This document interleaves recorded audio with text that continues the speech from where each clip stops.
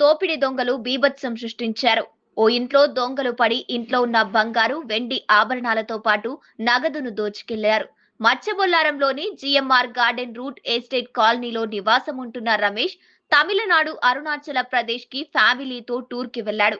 దీంతో ఇంట్లో ఎవరూ లేరని గమనించి దోపిడీ దొంగలు ఇంటి గేటు, ఇంటి తాళాలు పగలగొట్టి ఇంట్లో ఉన్న 30 తులాల బంగారం, వెండి ఆభరణాలు, సుమారు ₹1,00,000 నగదు ఎత్తుకెళ్లారు. ఇంటి గేటు, ఇంటి తాళాలు పగలగొట్టిన విషయాన్ని గమనించిన స్థానికులు రమేష్ కు సమాచారం అందించారు.